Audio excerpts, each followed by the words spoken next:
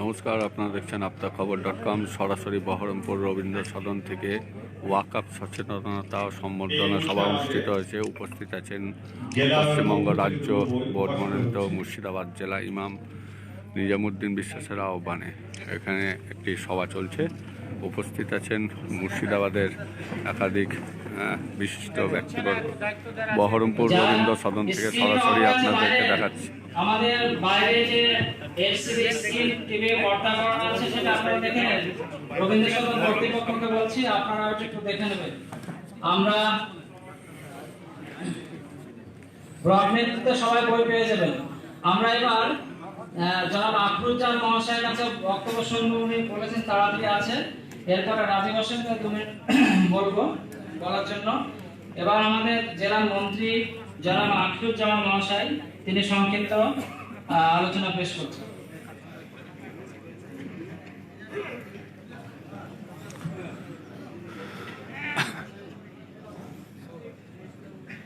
আসসালামু আলাইকুম। এরকম একটা মহতী অনুষ্ঠান আসার সুযোগ করে দেওয়ার জন্য আমি কৃতজ্ঞতা জ্ঞাপন করি ইমাম মুয়াজ্জিন সংগঠনের যিনি কর্মকর্তা মাওলানা নিজামুদ্দিন সাহেবকে। গত সপ্তাহে উনি আমাকে টেলিফোনে বলেছিলেন যে আমাদের জেলার সমস্ত ইমাম এবং মুয়াজ্জিনদের সংগঠিত করে এই জেলার নবনির্বাচিত সমস্ত বিধায়কদের এবং সর্বস্তরের মানুষদের আমরা সম্মানিত করতে চাই। ওনার এই আমন্ত্রণে এখানে আসার সুযোগ পেয়ে আমি নিজেকে ধন্য মনে করছি, এরকম গুরুজনদের মাঝে কিছু বলার সুযোগ পাওয়ার জন্য। আজকে এই মহতী অনুষ্ঠানের মঞ্চে আলোচিত হয়েছে আমাদের সকলের শ্রদ্ধেয় পশ্চিমবঙ্গ ওয়াকফ বোর্ডের চেয়ারম্যান, পশ্চিমবঙ্গ বিধানসভার সদস্য আলহাজ জাস্টিস আব্দুল গনি সাহেব। এই মঞ্চ উপবিষ্ট আছেন আমাদের এই জেলার সাংসদ আবু তাহের খান এবং প্রায় জেলার একগুচ্ছ বিধায়ক। আমরা ফরাক্কা থেকে দেখতে পাচ্ছি ভাই মনিরুল ইসলাম, বন্ধু হুমায়ুন কবির, ভাই জীবন, আমাদের মহারাজজি এসছেন সুদূর কলকাতা থেকে একটা বার্তা দেওয়ার জন্য।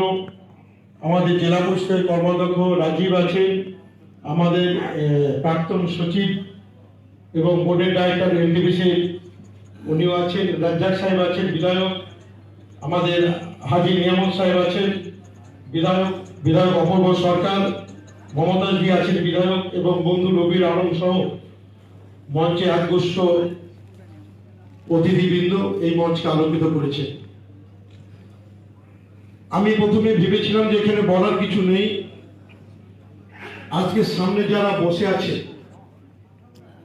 একটা সমাজকে নেতৃত্ব দেন, সমাজকে জ্ঞানের আলোয় আলোকিত করেন, ধর্মীয় দীক্ষায় দীক্ষিত করেন এবং যারা আমরা ইসলাম ধর্মে বিশ্বাস করি, আমরা যাদের উপর বেশি বেশি করে গুরুত্ব আরোপ করি এবং যাদের কথার উপর আস্থা রেখে আমাদের জীবনে চলার পথকে নির্দেশিত করি, আমাদের সেই মাওলানা সাহেবেরা যিনারা আমাদের জন্ম থেকে মৃত্যু পর্যন্ত আমাদের চলার হাদিস এবং কোরআন সঠিকভাবে আমাদের ব্যাখ্যার মাধ্যমে চলার পথকে নির্দেশিকা করেন। সেই মাওলানা সাহেবের আমরা কিছু কথা শোনার আমার ইচ্ছা ছিল, কিন্তু এত অতিথি এসছেন, এনাদেরও করার কিছু নেই। বিধায়ক, এমপি, মন্ত্রী, চেয়ারম্যান, সেহেতু সময়ের অপেক্ষা আমি খুব ইচ্ছা প্রকাশ করছিলাম। আমি এখানে জানলাম সম্বোধনা, তারপরে যখন মঞ্চের পেছনে দেখলাম যে ওয়াকফ বোর্ডের সম্পত্তি পুনরুদ্ধারকরণ এবং ইমাম মুয়াজ্জিনের কিছু দাবি দেওয়া নিয়ে আলোচনা হবে। আমাদের জাস্টিস গনি সাহেব আছেন ওয়াকফ বোর্ডের চেয়ারম্যান, এনার সঙ্গে এরকম একটা অনুষ্ঠানে আমার বছর 2 আগে জঙ্গিপুরে রবীন্দ্র ভবনে এরকম আলাপ আলোচনা করার সুযোগ হয়েছিল। এবং এই যে অকাপ প্রপার্টি, যে সমস্ত মহান ব্যক্তিত্বগুলো সমাজকে প্রতিষ্ঠিত করার লক্ষ্যে সমাজের উদ্দেশ্যে উৎসর্গিত করেছেন, এই সম্পত্তি আমাদের সম্পত্তি, এটা সকলকে রক্ষা করতে হবে, দায়িত্ব নিতে হবে। আমার বন্ধু হুমায়ুন বলিষ্ঠভাবে ওর বলার অভ্যাস বলছিল যে অকাপ প্রপার্টিগুলো কিভাবে কোথায় কোথায় ঘাটতি থাকার কারণে আমাদের নিজের প্রশাসনিক কিছু দক্ষভাবে পদক্ষেপ না গ্রহণ করার কারণে অনেক ক্ষেত্রে কিন্তু অকাপ সম্পত্তি কিন্তু আমরা সঠিকভাবে পুনরুদ্ধার করতে পারছি না।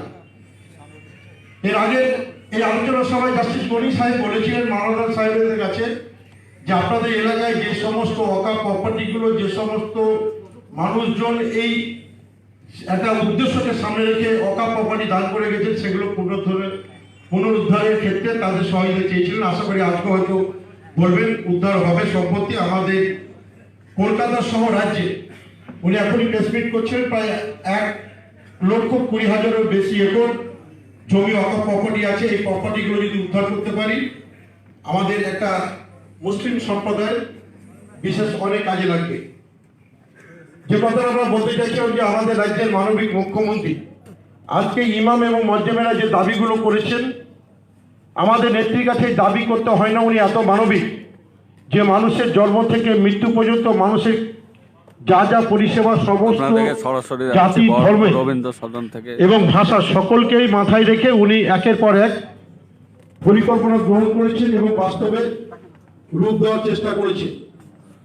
এবং এক সময় আমাদের নেত্রী মমতা ব্যানার্জি বাংলার মুখ্যমন্ত্রী, উনি অকাপকে বাইরে রেখে নিজের সরকারের কোষাগার থেকে ইমাম মসজিদদের কথা, যে ইনারা আজকে যেভাবে আমরা বিভিন্ন মসজিদে এবং মাদ্রাসায় আমরা যেভাবে ইমামতি করি এবং আমাদের সমাজ যেভাবে হাত তোলা ভাবে ভিক্ষুকের মতো আমাদের দান করে, তাতে আমাদের আমরা কথা বলবো যার তত্ত্বাবধানে আজকে এখানে একটা অনুষ্ঠান চলছে। আমরা সরাসরি তার সঙ্গে কথা বলার চেষ্টা করব।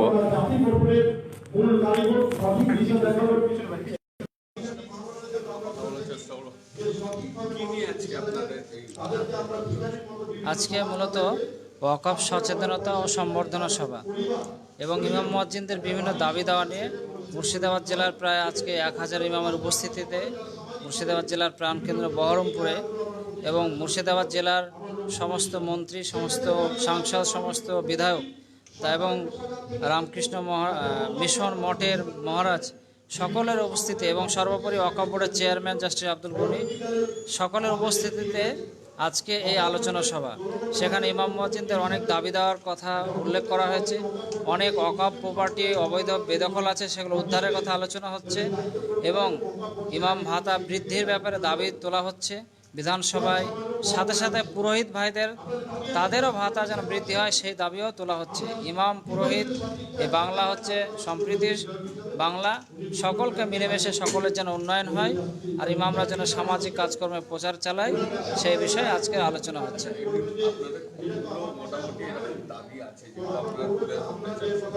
আমরা মূলত তুলে ধরতে চাইছি যে বেদখল হওয়া অকাপ প্রপার্টিগুলোর তালিকা প্রকাশ করা হোক, এই জেলায় কত আছে। দ্বিতীয়ত ইমামদের ভাতা বৃদ্ধির দাবিটা বিধায়করা এসেছেন, তারা যেন মুখ্যমন্ত্রীর কাছে পৌঁছে দেন, সেই দাবি তাদের সামনে আমরা তুলে ধরছি। আপনারা শুনলেন এতক্ষণ, আপনারা দেখছেন আপদাখবর.com, দেখতে থাকুন, সঙ্গে থাকুন।